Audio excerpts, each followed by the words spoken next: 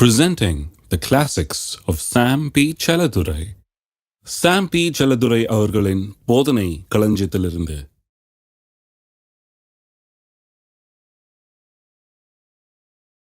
ரோமர் 12ஆம் அதிகாரம் 2ஆம் வசனம்.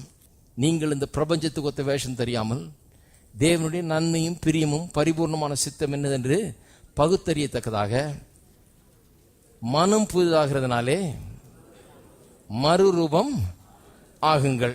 தேவனுடைய பரிபூர்ண சித்தம் நிறைவேறணும்னா மனம் புதிதாகணும். அப்பதான் அந்த சித்தத்தை நாம் என்ன பண்ண முடியும்? நிரூபித்து காண்பிக்க முடியும் இந்த பூமியில. அப்ப இந்த பரிபூர்ண சித்தத்தை நாம் இந்த பூமியிலே நிறைவேற்றி அதன் மூலமாக தேவனுடைய நாமத்தை மகிமைப்படுத்த வேண்டியவர்களாக இருக்கிறோம். வேதனையற்ற ஐஸ்வர்யம் தான் கர்த்தர் நமக்காக வைத்திருக்கிறார் என்பதை உலகத்துக்கு காட்ட அவசியமா இருக்கிறது. இப்ப என்ன பிரச்சனை?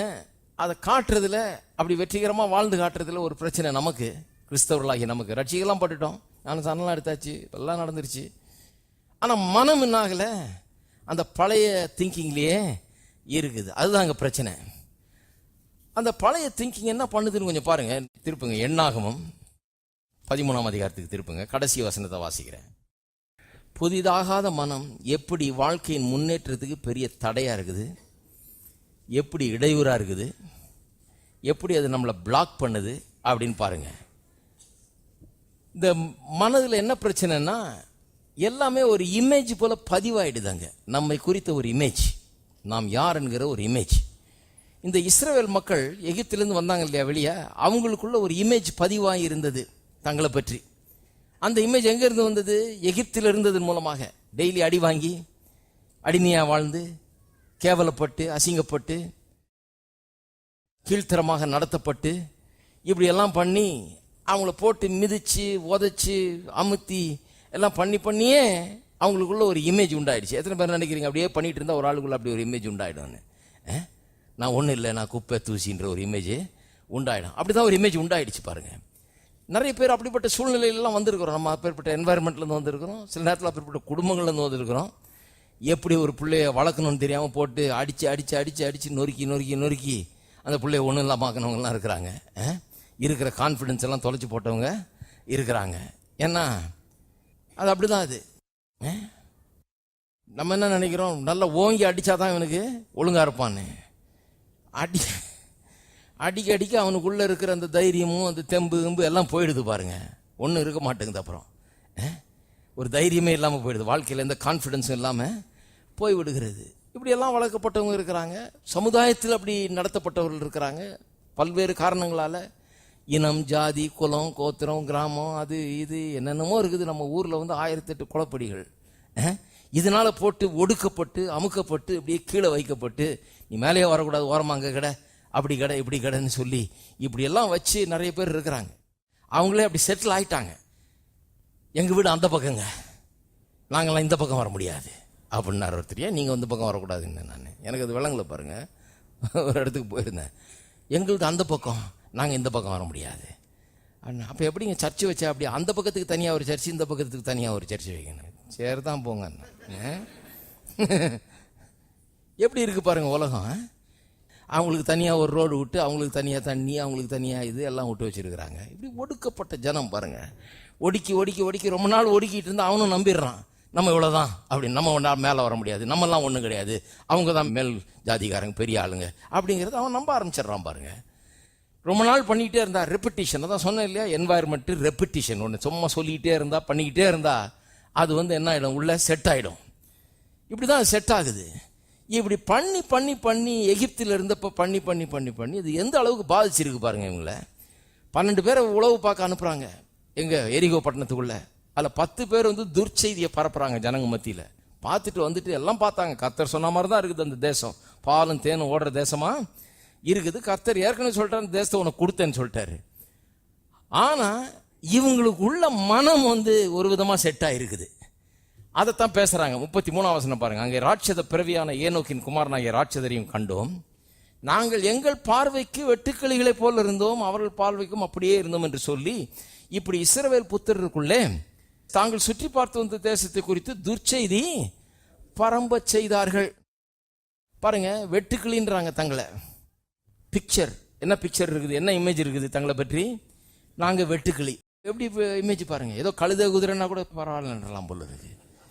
எங்கே போயிட்டாங்க பாருங்க, என்ன லெவலுக்கு. நாங்கள் வெட்டுக்கிளி, சும்மா பூனா போயிடுவோம், அவ்வளோதான். அந்த மாதிரி ஆட்கள் நாங்கள் வெட்டுக்கிளிகள்ன்ற அளவுக்கு அவ்வளவு கேவலமான, தங்களை பற்றி ஒரு கேவலமான ஒரு இமேஜுக்குள்ள அவங்க வந்துட்டாங்க. இது ப்ரோக்ராம் பண்ணப்பட்டு விட்டது. இது எப்படின்னா, நான் தான் சொன்னேன் இல்லையா, இந்த உள் மனது, ஆழ் மனது, சப்கான்ஷியஸ்னு சொல்கிறோம் இல்லையா, மனிதன் இருதயத்தின் நினைவுகள் எப்படியோ அப்படியே தான் அவன் இருக்கிறான். அதன் அர்த்தம் என்ன, சப்கான்ஷியஸ் எப்படியோ அப்படிதான் அவன் இருக்கிறான்.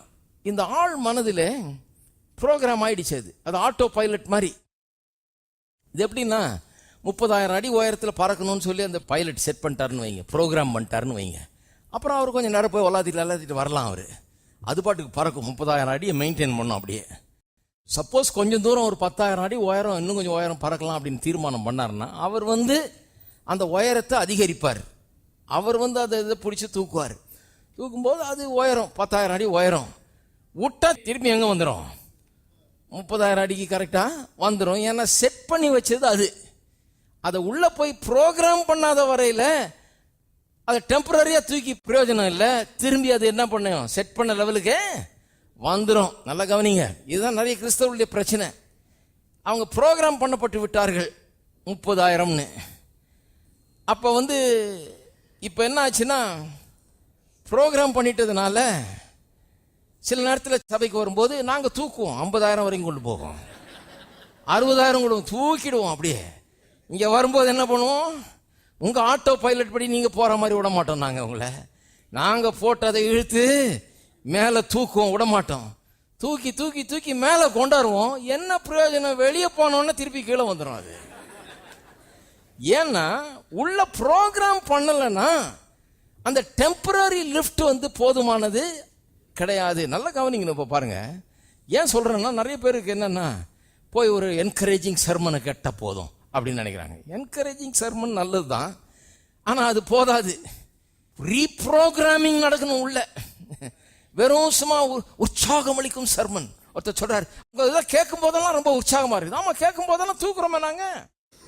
கேட்கும் போதெல்லாம் உங்க லெவல்ல இருக்க முடியாது. நீங்க ரொம்ப நல்லா இருக்கும், அதை பற்றி இதை பற்றி பேசி ரொம்ப என்கரேஜிங்கா பேசி கொண்டாடுறோம். ஆனால் நீங்க ப்ரோக்ராம் பண்ணலனா, உங்க மைண்ட நீங்க போய் உள்ள வேற விதமாய் செட் பண்றது எப்படின்னு தெரிந்து கொள்ளவில்லை என்றால், செட் பண்ணலனா என்னதான் நான் அந்த நேரத்தில் தூக்கி விட்டாலும் விட்ட உடனே திரும்பி எங்க வந்துடும், எங்க விட்டீங்களோ அங்க வந்துடும். ஏன்னா செட் பண்ண லெவலுக்கு வந்துடும், செட் பாயிண்ட்டுக்கு வந்துடும். ஹலோ, செட் பாயிண்ட் என்ன, பிளேன்ல 30,000 செட் பண்ணி அங்க வந்துடும். ஏன்னா அதான் ப்ரோக்ராம்டு. அப்போ ப்ரோக்ராம் உள்ள போய் வேலை செய்யணும். இப்போ அதை 40,000 50,000 என்னன்னு வைக்கணும், அப்படி பண்ணணும். அப்ப சப்கான்சியஸ்ல இந்த ப்ரோக்ராமிங்கை மாற்றணும், உள்ள இருக்கிற நம்முடைய இமேஜை மாற்றணும். இந்த வெட்டுக்கிளி என்கிற இமேஜை கிறிஸ்தவர்கள் மாற்ற வேண்டியதா இருக்கிறது. இந்த இமேஜை வச்சுக்கிட்டு எரிகோ பட்டணத்துக்குள்ள நுழைய முடியாது. இருக்கீங்களா? அவங்கள நுழைய முடியாம பண்ணது என்ன? அந்த ராட்சதர் நுழைய முடியாம பண்ணிட்டாங்களா? அந்த செவுரு அவங்கள தடுத்து நிறுத்துதா? அந்த ரதங்கள் குதிரை அவங்களுக்கு பிரச்சனையா இருந்ததா? கிடையாதுங்க. அவங்க ராட்சதர் இவனை ஒன்னும் தொல்லையே பண்ணலையே, இவன்ட்ட சண்டையே போடலையே. சண்டை ஆரம்பிக்கிறதுக்கு முன்னாடி இவன் விட்டுட்டான். போராட்டம் பண்றதுக்கு முன்னாடியே இவன் என்ன பண்ணிட்டான், நாங்கெல்லாம் வெட்டுக்கிளிகள், எங்களால முடியாதுப்பா, அளவுடு, நாங்க வரல, இந்த பாலும் வேணாம் தேனும் வேணாம் ஒன்னும் வேணாம், நீயே வச்சுக்கோ, ஐயோ பார்த்தாலே பயமா இருக்கு அப்படின்னு இவனே தீர்மானம் பண்ணிட்டான். அப்ப அவங்க தடுத்து நிறுத்தல. எது தடுத்து நிறுத்துச்சு? இவனுடைய மனம் தடுத்து நிறுத்திருச்சு. இவனுடைய மென்டல் பிளாக் அவனை தடுத்து நிறுத்திருச்சு. இவனுடைய புத்தி இவனை தடுத்து நிறுத்திருச்சு. இவனுக்கு அந்த செட் பாயிண்ட் இருக்கு பாருங்க, மனசுல செட் பண்ணி வச்சிருக்கான் பாருங்க. எகிப்தில இருந்து அடிமையா இருந்து இருந்து இருந்து இருந்து அப்படியே மைண்ட் செட் ஆயிடுச்சு பாருங்க. நான் வெட்டுக்கிளி, நான் ஒண்ணும் கிடையாது, நான் குப்பை தூசி புழு பூச்சின்றது செட் ஆயிடுச்சு பாருங்க. செட் ஆனதுனால கெட்டு போனாங்க, வேற ஒண்ணுமே கிடையாது. மைண்ட் அப்படி செட் ஆனதுனால உள்ள நுழைய முடியல.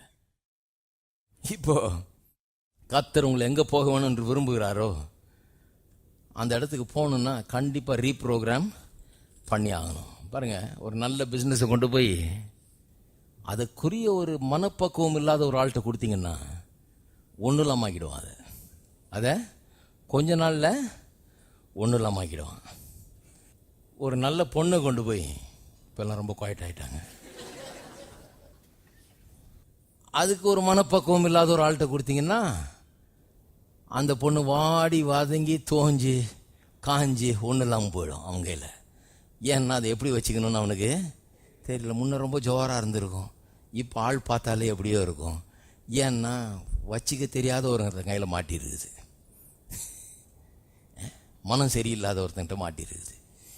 இருக்கீங்களா? இப்போ ரொம்ப குவாய்ட் ஆகிட்டாங்க. இப்போல்லாம் மனம் புதிதாகாத ஹஸ்பண்ட் இருந்தால் பிரச்சனை தான். அவனுக்குள்ள அந்த இன்செக்யூரிட்டி, அவனுக்குள்ள 1008 இன்ஃபீரியாரிட்டி எல்லாம் வேலை செய்யும் பாருங்க. உங்கள் சம்பளம் கொஞ்சம் ஏறிச்சினாலே அவனுக்கு உசுப்புன்னு இதாகிடும்.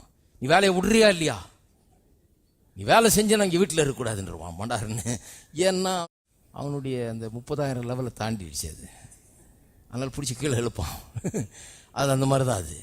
ஏன்னா அவனுக்குள்ள ஒரு பயம், இன்னும் நம்மளை தாண்டி போயிட்டே இருக்குது அப்படிங்கிற ஒரு பயம். இல்லை ஏதாவது பிரச்சனை கொடுத்துட்டே தான் இருப்பான். இந்த மாதிரிலாம் இருக்குது.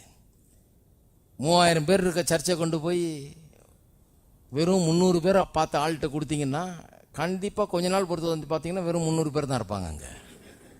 அவன் கொண்டு வந்துடுவான் அந்த 300 பேருக்கு. ஏன்னா அவனுக்கு அதை தாண்டி போக தெரியாது. மனம் இடம் கொடுக்காது பாருங்க. அவன் வந்து அப்படி திங்க் பண்ணுறது கிடையாது. அப்படி 3000 பேர் வருவாங்க அப்படின்னு திங்க் பண்ணுறது கிடையாது. ஆனால் மனம் புதிதாகி மறுரூபமாயிட்ட ஆள்கிட்ட 300 பேரை கொடுத்தீங்கன்னா 30,000 பேர் ஆக்கி தருவான். ஏன்னா அவனுக்குள்ள பெரிய மாற்றம் உண்டாகிட்டே இருக்குது. உண்டாகிட்டே இருக்க வந்து அவன் நல்லா ப்ரொடியூஸ் பண்ண ஆரம்பிக்கிறான் பாருங்க. எத்தனை பேருக்கு புரியுது அது? அப்போ இந்த மனம் புதிதாகிறதுன்றது ரொம்ப ஆல் இம்பார்ட்டன்ட் திங். இது வந்து ஒரு சாதாரண ஒரு காரியம் இல்லை, ஆல் இம்பார்ட்டன்ட் திங். நிறைய பேர் முன்ன பார்க்குறாங்க, ஆனால் ஏதோ கழுத்தில் பிடிச்சி இழுக்குது, அவங்கள போக முடியாது அப்படின்னு சொல்லுது. ஏன்னா அவங்களுடைய பழக்க வழக்கங்கள், அவர்களுடைய மைண்டு செட் ஆகிடுச்சு. அதில் ஏதோ ஒரு மென்டல் ஃபென்ஸ் அவங்கள சுற்றி இருந்து கொண்டு இதுக்கு மேலே நீ போக முடியாது, இதுக்கு மேலே நீ ஒன்றத்தை அடைய முடியாது, உன் படிப்புக்கு இவ்வளோதான், உன் தகுதிக்கு இவ்வளோதான், உன் ஜாதிக்கு இவ்வளோதான், உன் குலத்துக்கு இவ்வளோதான், உன் ஊருக்கு இவ்வளோதான், உன் இதுக்கு இவ்வளோதான், நீ என்னத்தையோ ஒன்று சொல்லி என்னத்தையாவது ஒன்று பண்ணி அவனை ஒன்றும் இல்லாமாக்குறதுல தான் இருக்குது. பிசாசானவன் பாருங்கள், பொல்லாதவன். ஜனங்களுடைய மனதை கெடுத்துட்டா எல்லாத்தையும் பொழப்பையே கெடுத்துடலான்னு அவனுக்கு தெரியும். ஒரு நினைவுகள் எப்படியோ அப்படி தான் அவன் இருக்கிறான். அப்போ நிறைய கிறிஸ்தவர்களுக்கு எது வழங்க மாட்டேங்குது பாருங்க. நிறைய கிறிஸ்தவங்கிட்ட கேட்குறாங்க, நான் ரட்சிக்கப்பட்டிருக்கேன், இருந்தாலும் கர்த்தர் ஆசீர்வதிக்கலையே. இந்த இஷ்யூ வந்து ரட்சிக்கப்பட்டிருக்கீங்களான்றதே கிடையாது. இங்கே இஷ்யூ என்னன்னா, ரட்சிக்கப்பட்ட பிறகு மனம் புதிதாச்சா? ஹலோ, ரட்சிக்கப்பட்டவன நீங்க அப்படியே தேவனுடைய பரிபூர்ண சித்தத்தில் வாழ்ந்துருவீங்கன்னு எங்கேயும் சொல்லி இல்லை. தேவனுடைய பரிபூர்ண சித்தத்தில் வாழணும்னா வெறும் ரட்சிக்கப்பட்ட போதாது, மனம் புதிதாக வேணும். அப்போ இஷ்யூ வந்து வேற. இங்கே வெறும் ரட்சிக்கப்பட்டமா இல்லையான்றது இல்லை, ரட்சிக்கப்படணும் அவசியம். அதுக்கப்புறம் மனம் புதிதாச்சாங்கிறது ரொம்ப முக்கியம். ஏன்னா அதுதான் அங்கே இஷ்யூ. ஆகவே தான் நிறைய கிறிஸ்தவர்கள் அவளுடைய சுதந்திரத்துக்குள்ளே பிரவேசிப்பது கிடையாது. ஏன்னா அவங்களுக்கு ஒரு மென்டல் பிளாக். ஏன்னா அன்ரினியூட் மைண்டு, மனம் புதிதாகாத ஒரு நிலை இருக்குது.